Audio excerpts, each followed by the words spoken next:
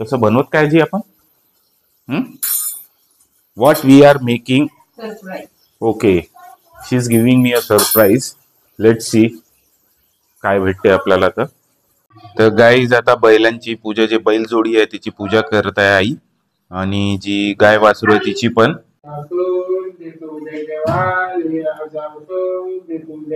Guys मग बाबांनी आत्ताच त्यांना आमंत्रण दिलं की आज आवतण देतो, उद्या जेवायला या म्हणून. तर ही ते प्रोसेस असते. म्हणजे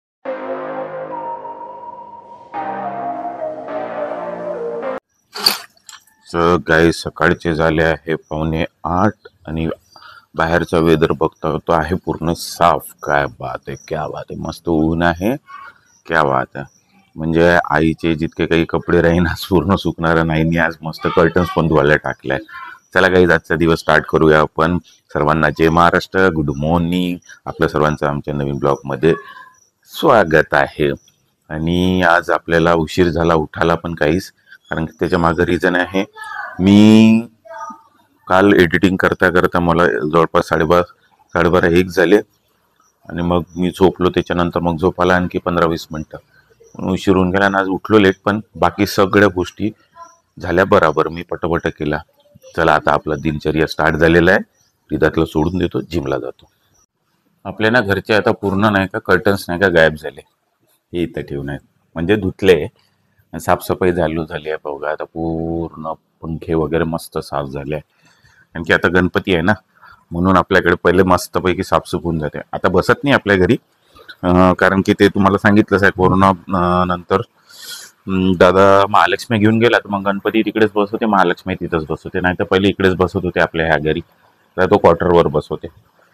पण पहिले जे बसत होते ना, तर काय यार वेगळीच एक करवणूक राहत होती घरी एकदम. म्हणजे काय सांगू, मजा येत होती. सगळेजण येते, ते जेवण देत होतो ना आपण. म्हणजे 10 दिवसाचा बसत होता तो, 9व्या दिवशी किंवा 8व्या दिवशी आपण जेवण देत होतो, तर सगळे येत होते.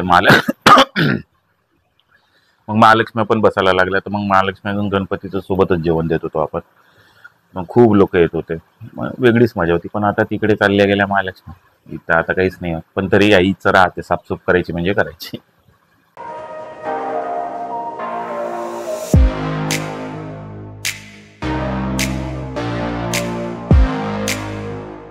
गरम होऊन राहिलं होतं म्हणून आईस्क्रीम खाल्ली. आता वातावरण तर ऊन वाटत आहे आपल्याला, ऊन आहे म्हणून. पण त्या साईडनी नाही का आभाळ आलेला आहे बघा. ह्या साईडनी हे बघा आभाळ येत आहे काढ. इकडे पण थोडं होतं, पण या साईडने येऊन राहिला. सांगता नाहीत, पाऊस येऊ शकते संध्याकाळपर्यंत किंवा 1-2 तासात पण येऊ शकते. आता मी तयारी करतो रिदातला आणण्याची, की आता जवळपास 1:45 झालेले आहे. 2 वाजता त्याची स्कूल सुटते, जाऊन घेऊन येतो त्याला. आता मला कर्टन्स लावायचे आहे रूम्सचे. आई म्हणते की तू पूर्ण जे काही खिडक्या वगैरे आहेत तिथे कर्टन्स लावून टाक.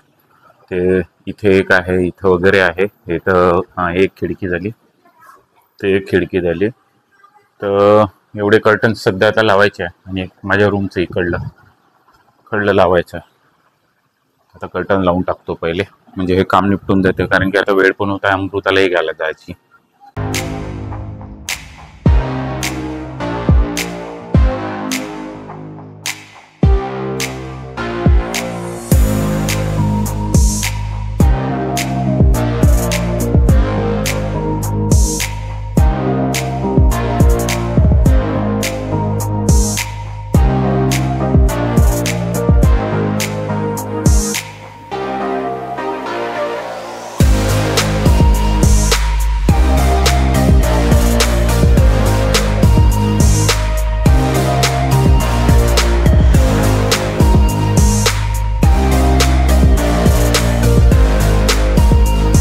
आत्ता जस्ट आलो अमृताला घेऊन ऑफिस मधून, आणि मग आम्ही थोडीशी शॉपिंग केली. कशाची? कारण की उद्या आहे गाईस बैलपोळा. आमच्या महाराष्ट्रात बैलपोळा हा सण पण एक खूप चांगल्या याने साजरा केला जाते. आणि मग दुसऱ्या दिवशी आहे तानापोळा. मग सगळे लहान लहान मुलं नाही का, हा का का माहित नाही, दिसले असन. हो ते त्याला दिसले होते ना. हो का? आई सांगत आहे, मी म्हणजे स्कूलमधून त्याला घेऊन येतो तर त्याला दिसले असन ताण्या पोडत नाही का, मस्त लाकडाचे बैल असते मोठे मोठे लहान लोक सगळेजण घेऊन जाते, मग तो बैलपोडा फुटते आणि मग ज्याचं चांगलं डेकोरेशन काही मेसेज असेल तर त्याला फर्स्ट प्राइज भेटते, असं काही चालते. मी तेच सांगत होतो, तर आम्ही काहीतरी शॉपिंग केली म्हणजे उद्यासाठी, पण ते आजच ठेवावं लागते, त्याची एक म्हणजे अशी विधी असते, म्हणजे थोडंफार छोटस. तर उद्या आहे बैलपोडा, तर त्यासाठी आम्हाला जे मातीचे बनवलेले बैल असते ना ते घेऊन यावं लागते, बैल आणि गाय वासरू, बैलपोळी आणि गाय वासरू. तर आता आपण आणलेलं आहे बघा, कसे वाटतंय सांगा. आणि आता यांचे खान नाही का शेकतात आणि त्यांना आमंत्रण केल्या जाते की बाबा उद्या जेवण करायला या, अशी हे म्हणजे आमची प्रोसेस असते बैलपोळ्याच्या आदल्या दिवशी. म्हणजे बैलपोळ्याच्या दिवशी त्यांना जेवण करायला आपण बोलवत असतो, आज म्हणजे खान शेकून. खान जे असते ना, म्हणजे बैलाचं हे जे खान असते ना वरचं असं, ते हे सांगतो बघा, हे हे हे याला शेकल्या जाते आणि मग आमंत्रण करतो आपण की तुम्ही उद्या जेवण करायला या. असा ही एक खूप म्हणजे इंटरेस्टिंग मजेदार आणि खूप म्हणजे असं विचार करण्यालायक ही प्रोसेस असते. आणि बैल वगैरे म्हटलं, नंदी हे तर एक म्हणजे महादेवाचा एक आसनच आहे, वाहक आहे, वाहन हे म्हणता येईल. तर असं काहीतरी एक बैलपोळ्याच्या वेळा त्यांना मान असते, कारण की शेतकरी सगळ्यात जास्त, शेतकरीचा सोबती म्हणजेच बैलजोडी असते, जे सगळं काही प्रोसेसमध्ये म्हणजे त्यांच्या शेती करण्याच्या प्रोसेसमध्ये एक त्यांचा खूप मोठा वाटा असते. तर त्यांना पण मग पूजल्या जाते काही जसं आहे. तर गाईज, खूप दिवसानंतर तुम्हाला हा पसारा दिसत असेल, कारण की रिदाची आता एक्झाम संपली आहे, म्हणून रिदात आता मनसोक्त खेळून राहिलेला आहे. आता बघा फोनवर बोलत आहे आपल्या नानी सोबत, आतापर्यंत खेळत होता. चला, चांगली गोष्ट आहे, थोडस त्याला पण फ्रीनेस पाहिजे. आता जेवणाची तयारी चालू आहे, बायको बनवून राहिली आहे जेवण. येस, तो बायको म्हणत असते की, आता म्हणत होती की रोज मी बनवतो, म्हणजे मी आणि ती बसून असते. तर ही गोष्ट तर खरी आहे गाईस, तुम्हाला माहीतच आहे. ह्या गोष्टीवर किती लोकांचं समर्थन आहे तुम्ही मला कमेंटद्वारे देऊ शकता, की रोजचा स्वयंपाक मी बनवतो हो, किंवा रोजचा स्वयंपाक बायको बनवते हो, असं काहीतरी तुम्ही कमेंट करू शकता अगर तुमची इच्छा असेल तर. मसाल्याची तर वास खूप छान येऊन राहिली, मला तोंडाला पाणी सुटलं. तसं बनवत काय जी आपण, what we are making, okay, she is giving me a surprise. Let's see काय भेटते आपल्याला. तर पण तोंडाला पाणी आलं गाईस, तुमच्या आलं का? तर आता गाईज उकडी आली आहे, हा हे टाकून द्यायचं असं आता शिकवत आहो. सरप्राईज होती भाजी, हिला येत नाही ना, म्हणून मी शिकवत होतो भाजी.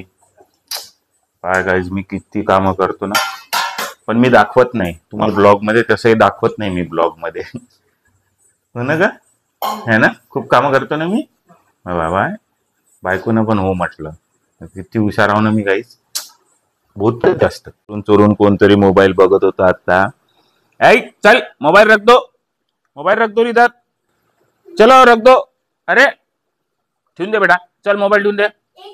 नाही नाही, ठेवून दे, ठेवून दे, ठेवून दे, तिथं ठेवून दे mobile. Very good, goodbye आहे ना माझी बाबी. गाईज, मी आतापर्यंत जे काही म्हटलं ते जोकचं पार्ट जोक होता, आणि मला काही भाजी गिजी बनवता नाही, मजा घेत होतो बायकोची. हे तर तुम्हालाही समजलं असेल. तर गाईज, आता बैलांची पूजा, जे बैल जोडी आहे तिची पूजा करत आहे आई, आणि जी गाय वासरू आहे तिची पण. रिदात पण आला पूजा बघायला. आता काय करते, हा आता रिदात रिदात त्यांना आमंत्रण देईल.